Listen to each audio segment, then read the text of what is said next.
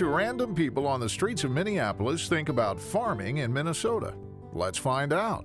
Some comments are colorful. If I was a fisherman, I would have a hatchet. I know this sounds really gruesome, but I would just chop the head off the fish because I think that would be the most humane way to kill it. I mean, I think you can make like certain chemicals with them. I think you can make like plastics and all sorts of stuff with soybeans. So I think they're pretty multi-purposeful. The one farmer I know, he's very into the newer mantra, I guess, of how does he do it? He's Who? What farmer do you know? Some comments are encouraging. My background is genetics and cell biology, and so I know there's a lot of science going on behind making our food better. I think that any tool that a farmer or someone in the agriculture business has to make their product better and more consistent and more cost efficient is smarter. Well, it's an important piece to the economy. And I think it's imperative for the state to continue to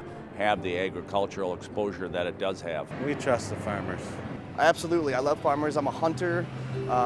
They respect the lands. They want the best out of the lands. They're hard workers.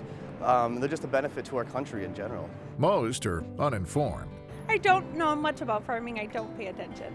Guess I can't really comment because I don't know too much about it. But all are real. Then we asked some Minnesota farmers to help people better understand the real story about what they do. Here's what they said to answer some common misconceptions about farming today. I'd probably say there's more corporate farms than it is family farms.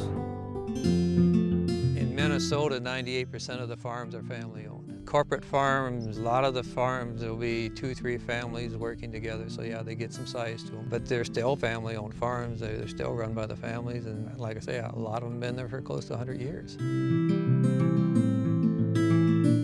Me, I eat organic fruit, mainly.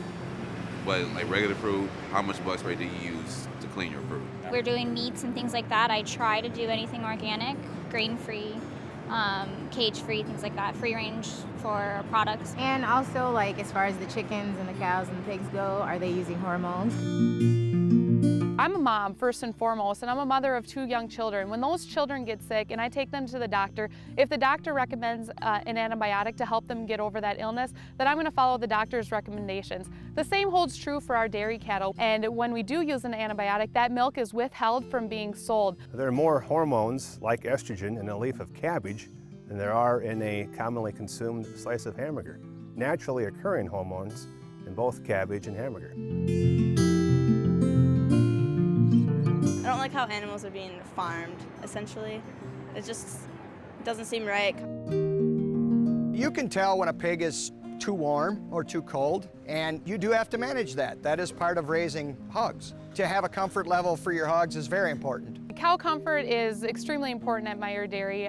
That's one of the most important things that we do every day. Obviously, if the cattle aren't comfortable and happy with their lifestyle, they're not going to produce meat. But if you ask that cow where she'd rather be in the air-conditioned barn where the milking parlor is, and they'll actually sit at the door and try to get in the door and not go out in the green pastures because it's hot sun.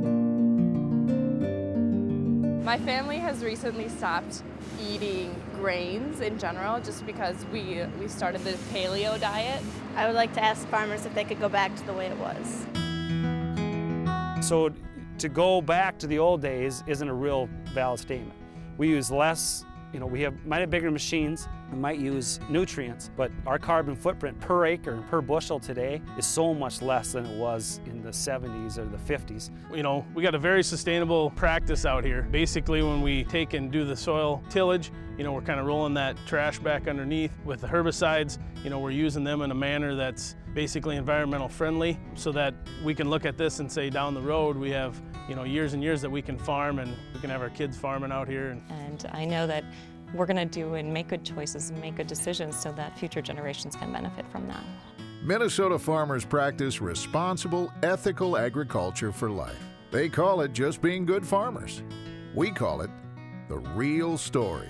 See some more at therealstorymn.com.